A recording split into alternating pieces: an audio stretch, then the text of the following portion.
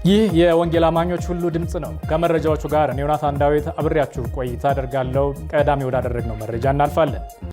የኢትዮጵያ መገናኛ ብዙሃን ባለስልጣንና የሚዲያ ባለድርሻ አካላት የ8ኛው ዙር የአረንጓዴ ችግኝ ተከላ መርሃ ግብር ሐምሌ 16 ቀን 2018 ዓ.ም አካሄደ።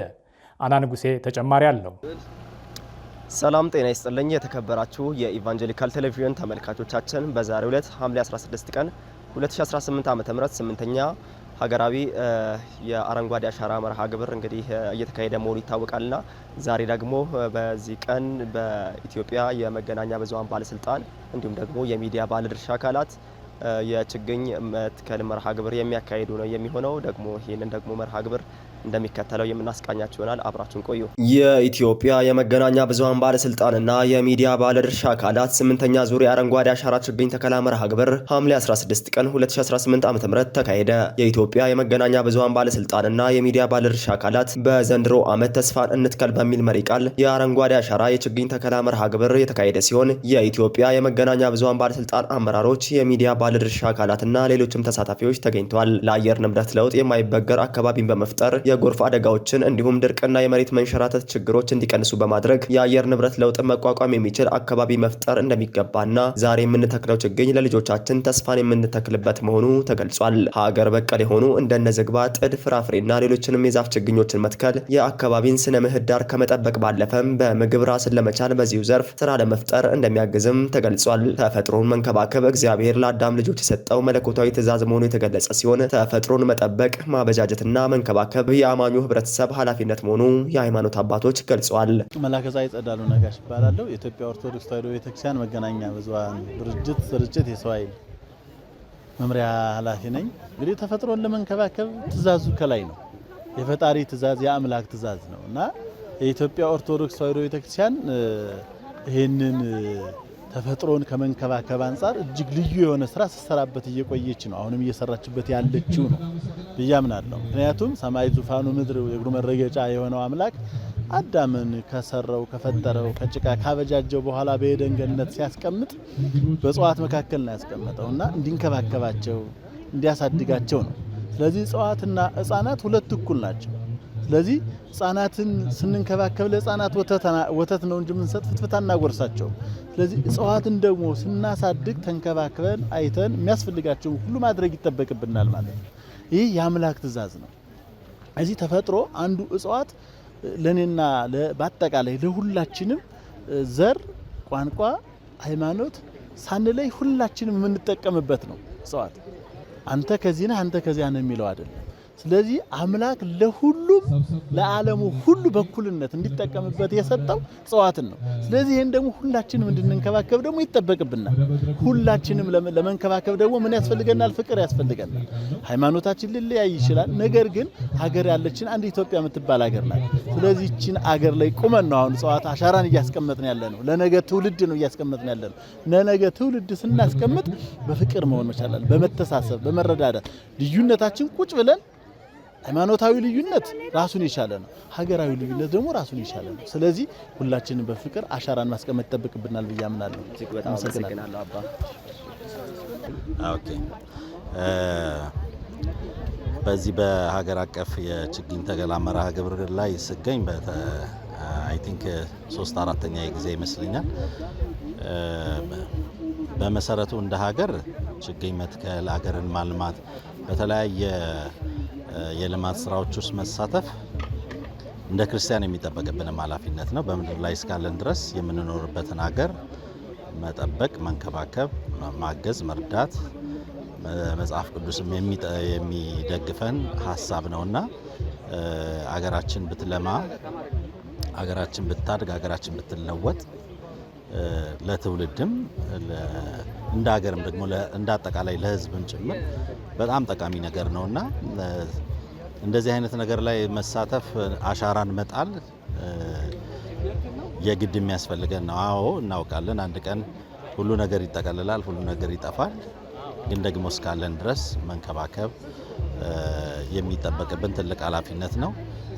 እንደ ወንጌል አማኞች ሁለት ኃላፊነት አለብን። አንደኛ የእግዚአብሔርም ቃል እንደሚለን እንደዛው በምንኖርበት ምድር ላይ ማድረግ ያለብንን ነገር እንድናደርግ የሚመክረንን የሚያሳስበንን የሚነግረንን ማድረግ አለብን። ሁለተኛ ነገር ደግሞ እንደ ዜጋ እንደ ነዋሪ ለሀገራችን ደግሞ የምናበረክተው አስተዋጽኦ መኖር አለበት። እንግዲህ ወንጌል አማኞች በእንደዚህ አይነት ጥሪ ላይ የበኩላቸውን አስተዋጽኦ ቢያበረክቱ የሚችሉትን ነገር ቢያደርጉ መልካም ነው። ምክንያቱም ያማረ ነገር ለሁላችንም ጥሩ ነው። ያደገ ነገር የተለወጠ ነገር ማየትን ማንም ሰው የሚጠላ አይመስለኝም። ስለዚህ በሚያድጉ በሚያምሩ በተሻለ ነገሮች ውስጥ የሚታዩ ማናቸውንም ነገሮች ማድረግ የሚጠበቅብን ትልቅ ኃላፊነትም ድርሻም ስለሆነ በዚህ ነገሮች ላይ እንዲሳተፉ ጥሪ እናቀርባለን። ክቡራን ተመልካቾቻችን እንግዲህ መርሃ ግብሩ የተመለከታችሁትን ይመስል ነበረ። አሁንም ደግሞ የችግኝ መትከል መርሃ ግብሩ ቀጥሎ አሁንም በርካታ ሰዎች ከጀርባዬ እንደምትመለከቱት ችግኝ እየተከሉ ነው የሚገኙት ማለት ነው። እንግዲህ መረጃዎቹን ደግሞ ወደ እናንተ ሳደርሳችሁ የነበርኩት እኔ አና ንጉሴ ነበርኩኝ ማለት ነው ከአዲስ አበባ ኢትዮጵያ። በ22 ሙሉ ወንጌል አጥቢያ ቤተክርስቲያን በደቡብ ምስራቅ አዲስ አበባና አካባቢው ክልል ባለትዳር የቤተ ክርስቲያኒቱ የሙሉ ጊዜ አገልጋዮች ስልጠና ተሰጠ። ተስፋ ኢየሱስ ፍቃዱ ተመልክቶታል። ሰላም ጤና ይስጥልን ተመልካቾቻችን፣ ሐምሌ 16 2018 ዓ.ም የኢቫንጀሊካል ሚዲያ ኔትወርክ እዚህ 22 ሙሉ ወንጌል ቤተክርስቲያን አጥቢያ ተገኝተናል። እዚህም የተገኘንበት ምክንያት በደቡብ ምስራቅና አዲስ አበባ አካባቢው ላሉ የቤተክርስቲያኒቱ ለሙሉ ጊዜ አገልጋዮች ባለትዳር ለሆኑ ሙሉ ጊዜ አገልጋዮች የተዘጋጀ የስልጠና መርሃ ግብር አለ። መርሃ ግብሩን ተከታትለነዋል፣ እንደሚከተለው ወደ እናንተ እናደርሳለን። አብራችሁን ቆዩ። በ22 ሙሉ ወንጌል አጥቢያ ቤተክርስቲያን በደቡብ ምስራቅ አዲስ አበባና አካባቢው ክልል ለሚገኙ ባለትዳር የቤተክርስቲያኒቱ ሙሉ ጊዜ አገልጋዮች ለ2 ቀን የሚቆይ ትዳር ላይ ኢላማውን ያደረገ ስልጠና እየተሰጠ ይገኛል። ስልጠናውን የደቡብ ምስራቅ አዲስ አበባና አካባቢው ክልል ፕሬዝዳንት የሆኑት ፓስተር ፋሲል ተክሉ የእንኳን ደህና መጣችሁ መልእክትን በማስተላለፍ ያስጀመሩ ሲሆን ከዘማሪት ቃል ኪዳን ንጉሴ ጋር በጋራ በመሆን አምልኮተ እግዚአብሔር ተካሂዷል። የእግዚአብሔር ቃል ትምህርት ፓስተር ሽፈራው ፈይሳ ኤፌሶን ምዕራፍ 5 ቁጥር 21 እስከ 33 ላይ በመመርኮዝ ትዳር ሲታመምና ሲሞት በሚል ርዕስ አካፍለዋል። የደቡብ ምስራቅ አዲስ አበባና አካባቢው ክልል ፕሬዝዳንት እንደተናገሩት መርሃ ግብሩ የቤተ ክርስቲያኒቱ ሙሉ ጊዜ አገልጋዮች ከትዳር አጋሮቻቸው ጋር በጋራ በመሆን የእግዚአብሔርን ቃል የሚማሩበት፣ ሕይወታቸውን፣ ትዳራቸውን እንዲሁም አገልግሎታቸውን የሚፈትሹበት ጊዜ እንደሆነ ተናግረዋል። እንግዲህ ይሄ መርሃ ግብር የተዘጋጀው በኢትዮጵያ ሙሉ ወንጌል አማኞች ቤተ ክርስቲያን የደቡብ ምስራቅ አዲስ አበባና አካባቢው ክልል ነው እና ይሄ ክልል ወደ 112 የሚደርሱ አጥቢያዎች በስሩ አሉ። ከ20 በላይ ደግሞ አዳጊ ቤተክርስቲያናት አሉና በጣም ሰፊ ክልል ነው። የከተማችን የአዲስ አበባ 1/3 ማለት ነው። 3 ክልሎች ነው ያሉት እና አንዱን ነው እኛ የምናስተባብረው። እንግዲህ በዚህ በሐምሌ 16 እና 17 ሐምሌ 16 እና 17 በ22 አጥቢያ ነው ያለነው። የዚህ የሁለት ቀኑ ደግሞ መርሃ ግብር በመሪዎች፣ ሽማግሌዎች፣ መጋቢዎች፣ ወንጌላውያን፣ አስተማሪዎች፣ ነቢያት እነሱን ይዘን የሙሉ ጊዜ አገልጋዮችን ይዘን ከነሚስቶቻቸው እነሱን ደግሞ በጋራ ጥቂት ረፉ የሚለውን የጌታን ቃል ይዘን በጋራ ተቀምጠን የምንማርበትና በተለይ ደግሞ ሕይወታችንን የምንፈትሽበት፣ ትዳራችንን የምንፈትሽበት ከዛም ባለፈ ደግሞ ለሌሎች ደግሞ መልካም ምሳሌ መሆን ያስፈልጋል።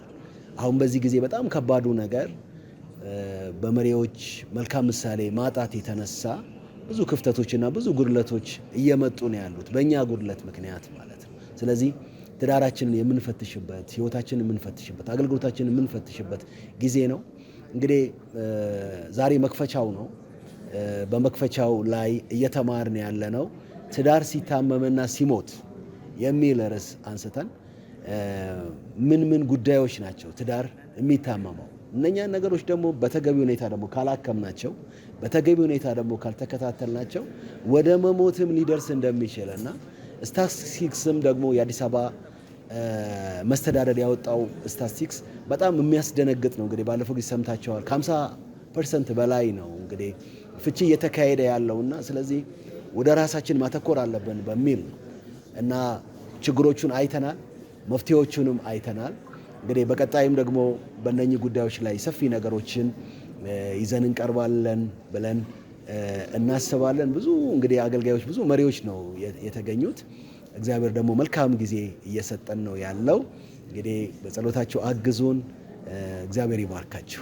በመርሃ ግብሩ ላይ ያነጋገርናቸው የስልጠናው ተሳታፊዎች ክልሉ ባዘጋጀው ትዳር ላይ ያተኮረ ስልጠና ደስተኛ መሆናቸውንና ላቅ ያለ ሚና ያለው ወቅታዊ አጀንዳ ነው ሲሉ ገልጸዋል።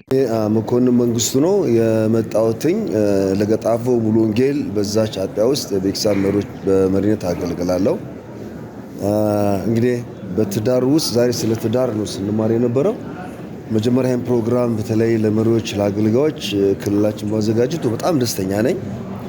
እንደዚህ ጊዜ ወስዶ በተለይ ከቤተሰብ ጋር አብሮ ለትዳር አጋርም ትኩረት ሰጥቶ መስራት ብዙ አይለመድምና ደግሞ በተለይ አገልጋዮችም እኛም በመሬት ባገለግልም ብዙ ሮጥ አለና ስለዚህ ይሄን እድል ማግኘታችን በጣም ደስ ብሎኛል። በትዳር ህይወት ውስጥ ኦልሞስት ከባለቤቴ ጋር 21 ዓመታችን ሞልቶናል ማለት ነው እና ስለዚህ ፕሮግራሙ በጣም ጥሩ ነበር። ጥሩ ነው እንግዲህ አሁን ጀምረናል። በመግቢያው ላይ በጣም ጥሩ ነገር እያየን ነው ያለነው። የትዳር እንቅፋቶችን በተለይ ወንዶች የራሴን ድካምና ችግርም ያየሁበት ነገር ነው። አንዳንድ ጊዜ መጽሐፍ ቅዱስ ብናነብና ብናውቅ የምናውቅ ይመስላል። ግን በዚህ በመጀመሪያው ክፍል ትምህርት ፓስተር ሽፈራው ሲያስተምር እኔ ብዙ ነገር አግኝቻለሁ፣ ተጠቅሜያለሁ ማለት ነው። እግዚአብሔር ባርከው ክልሉን አዘጋጆቹን ተባርኩላለሁ። እሺ፣ አስቴር ሳህሉ እባላለሁ። ያው ኦኬ እንዳለ የመጣ ነው ከለገጣፎ ሙሉ ወንጌል ነው። እሱ ያለው ልድገምና 21ኛ ዓመታችንን ጨርሰን ወደ 22ኛ እንግዲህ እየገባን ነው። የዛሬው ስልጠና በጣም ጥሩ ነው ማለት እንዴት ህይወታችንን ትዳራችንን መምራት እንዳለብን የምናይበት ነው። ከጅምሩ እኔ በጣም ደስ ብሎኛል። ጥሩ ነው። ትዳር እንግዲህ በመንፈሳዊ ህይወታችን ዋና ነገር ነው እና ትዳራችን እንደ እግዚአብሔር ቃል ካልተመራ መላው ህይወታችን ነው የሚበላሸው፣ አገልግሎታችንም ነው የሚበላሸውና እንግዲህ የዛሬ የጠዋቱ ፕሮግራም እኔ በጣም ጥሩ ነው፣ ደስ ብሎኛል። በተለይ ልዩነቶችን ማወቅ የሚለው ባይ ኔቸር በተፈጥሮ የተሰጠን ነገር አለና እሱን ማወቅ የሚለው ሌሎችም በጣም ብዙ ነገሮችን አግኝቼበታለሁ። ቀጣዩም ጥሩ እንደሚሆን አስባለሁ። ይህን እድል ስለሰጣችሁን እግዚአብሔር ይባርካችሁ ማለት ፈልጋለሁ። ክልሉን አመሰግናለሁ። ስሜ ጋቢ ነቢዩ ዘለቀ ይባላል። ከጎሮ ሰፈራ ሙሉ ወንጌል አማኞች ቤተክርስቲያን የመጣሁት። እሷ ደግሞ ባለቤቴ አስቴር ታምራት ትባላለች። 1987 ዓመተ ምህረት ነው በወጣትነታችን የተጋባ ነው። ይሄ ትምህርት እጅግ ጠቃሚና ደግሞ ወቅታዊ ነው ብዬ በራሴ አምናለሁ። ዛሬ ደግሞ የተካፈልነው ትምህርት በእኛ በአገልጋዮችና በመሪዎች ብቻ ባይሆን እንዲሁም ደግሞ ምዕመናን ዘንድ የተዳረሰ ቢሆን እጅግ መልካም ነው። ምክንያቱም እንደምናየው ትዳር በጣም እየተበላሸ ነው። በብዙ መልኩ ደግሞ እየሞተ ነው ያለው። ዛሬ ምን እንግዲህ በዚህ ትምህርት ትዳር የሚሞትባቸውን ምክንያቶች ነው ያየነው። እነሱ ላይ ያነጣጠሩ ነጥቦች ናቸው የተሰጡን። ለምሳሌ ጥሩ የሆነ አነጋገር፣ መልካም የሆነ አነጋገር ማጣት፣ ጥሩ የሆነ ግንኙነት አለመኖር፣ ፍቅር አለመኖር፣ እነዚህን የመሳሰሉ ትልልቅ ነገሮችን ለመዳሰስ ተሞክሯል። ስለዚህ ይሄ ደግሞ የሚታይ ነው በአሁኑ ትዳር ውስጥ። ስለዚህ ፍቺ የበዛበት እንዳውም በትዳር ውስጥ ያሉትን በማየት ሌሎች ደግሞ ወጣቶች ወደዚህ ዓለም ወደ ትዳር ዓለም ለመምጣት የሚያስቡ እስኪፈሩት ድረስ የሆነበት ስለሆነ ትዳርን ለመቀስቀስ ለማደስ ያው ለማድረግ ይረዳል ማለት ነው። ሰፊውን ብሎታል እሱ።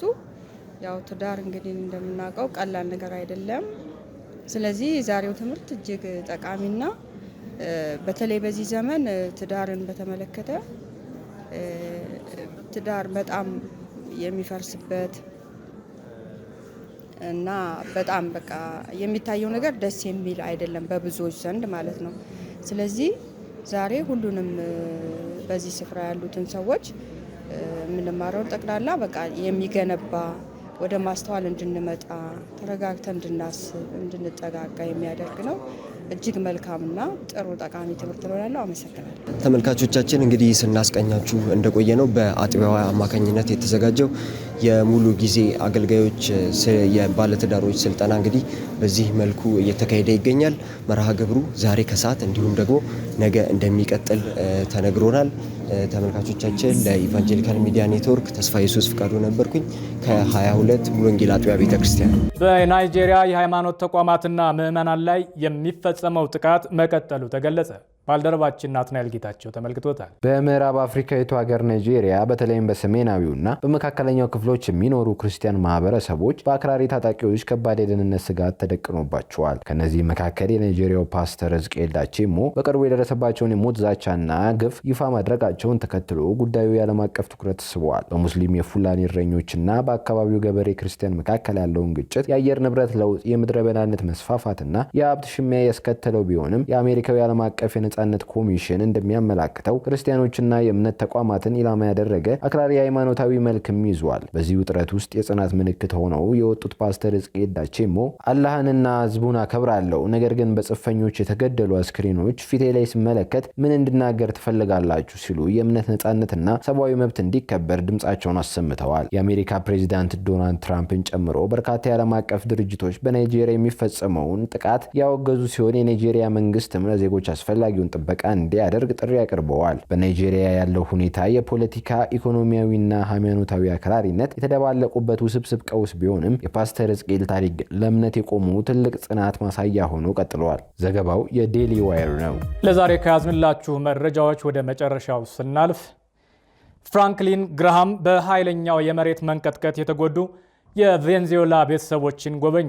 ቃል ኪዳን መላኩ ተመልክተዋለች። የሳማሪታን ስፐርስ ፕሬዝዳንት እና ዋና ስራ አስፈጻሚ ፍራንክሊን ግራሃም ከሲሲ ግራሃም ሊንች ጋር በመሆን ባለፈው ወር በደረሰው አሰቃቂ የመሬት መንቀጥቀጥ የተጎዱ ቤተሰቦችን ሌሊትና ቀን እየረዱ የሚገኙትን የድርጅቱን ቡድኖች ለመጎብኘት ወደ ቬንዙዌላ አቅንተዋል። የቬንዙዌላ ሕዝብ እግዚአብሔር እንዳልረሳቸውና ፊቱን እንዳልመለሰባቸው እንድታውቁ እንፈልጋለን። እግዚአብሔር ይወዳቸዋል፣ ያስብላቸዋል። ፍራንክሊን ግራሃም በአደጋ ጊዜ ሕክምና መስጫ ሆስፒታል ጉብኝት ወቅት የተናገሩት ነው። የሕክምና አገልግሎት በድርጅቱ የአደጋ ጊዜ ሕክምና መስጫ ሆስፒታል ጥገና ለወደቀባቸውና ለተጎዱ ወደ 2600 አቅራቢያ ለሚሆኑ ታካሚዎች ሕክምና የተሰጠ ሲሆን ከ170 በላይ ቀዶ ሕክምናዎች ተካሂደዋል። የቁሳቁስ ድጋፍ የአደጋ ጊዜ እርዳታ ምላሽ ሰጪ ቡድን አባላት እጅግ አስፈላጊ የሆኑ ቁሳቁሶችን ለ13000 ያህል ቤተሰቦች አዳርሰዋል። የመጠለያና የውሃ አቅርቦት መኖሪያ ቤታቸውን ላጡ ወገኖች ከ350 በላይ ድንኳኖች የተተከሉ ሲሆን ከ181,000 ሊትር በላይ ንጹህ የመጠጥ ውሃ ማቅረብ ተችሏል። የጸሎት ጥሪ